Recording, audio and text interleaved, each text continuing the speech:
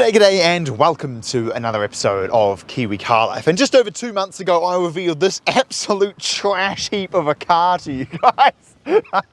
And over the last few months we have been working to improve this car to no end. And as you see it now, I can confidently say, you are healed. I have healed you. So let's rewind the clock back 2 weeks and I'm going to show you all the final things that we've buttoned up on my repossessed Accord Euro R. After rebuilding the drivetrain 3 weeks ago, we discovered there were still a few things that needed sorting out. I was sure that a flywheel replacement would fix the non-starting issue, however I soon discovered that the starter solenoid was broken too, so I got a new starter which fixed that problem. The engine light was still on too, so we installed a new OEM knock sensor which fixed that, followed by a bunch of new sway bar links to silence the clunking noises from the suspension over bumps.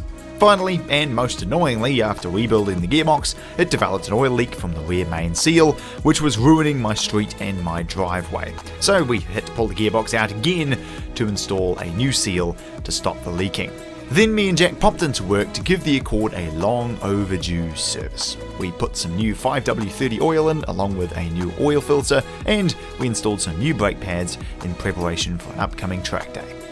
After doing all that, it left just 3 things to fix. The front and rear bumpers needed repainting, and I figured if the paint shop was going to make up a bunch of blue paint, I might as well get them to install a spoiler too. A quick trip to Palmy later, and I had a modulo spoiler in hand, getting all that work done at Wellington Panel and Paint. The air intake really needed replacing too, so I got a new, smaller pod filter so I could put the battery back to where it's supposed to be, and with that, it's basically done. But there is one more thing.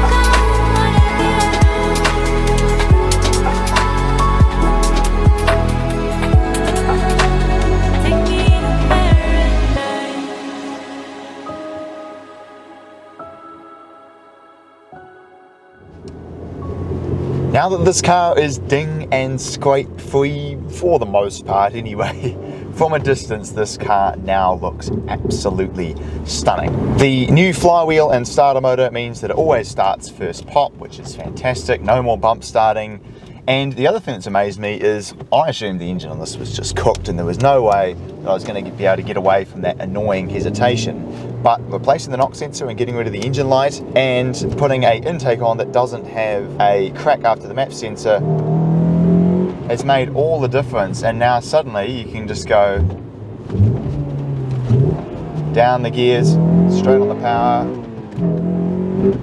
and there is absolutely no hesitation whatsoever. The engine just feels like it's come alive again. Replacing all the sway bar links for the most part has gotten rid of all of the clunks from the suspension. There's still a couple of unknown ones from the rear, but for the most part it's a lot quieter and more taut feeling than it was before, which is excellent. And above all else, it's just fun to drive. And embarrassingly, as much as I have a 30 grand 400 horsepower V8 Lexus sitting outside, which is much faster and also much more comfortable and nice to drive than this, I'm finding myself driving this way more often than the Lexus. There's just something to be said for a car where you can just floor it everywhere and you're never going to be going that quick.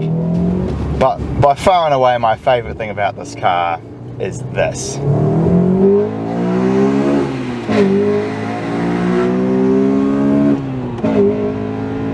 Oh, hammering through the gears, both up and down, is just a joy.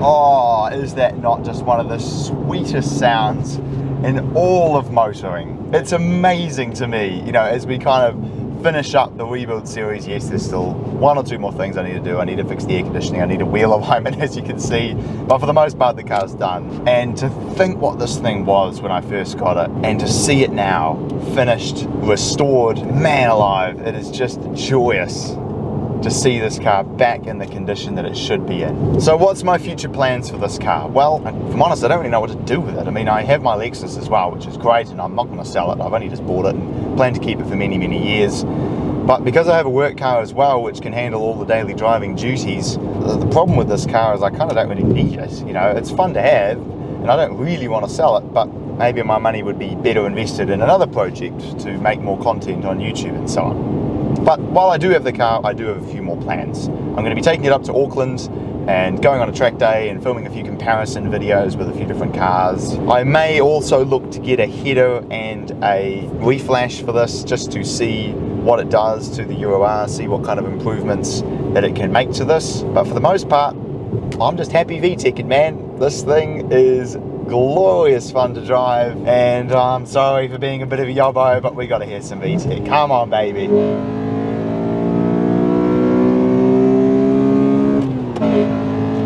Oh man, if you're wondering why I'm smiling so much driving this car now, then click on this playlist to go back and watch all 5 episodes of the rebuild series of this Accord Euro R, and you'll understand. Thanks very much for watching, and I'll see you next time.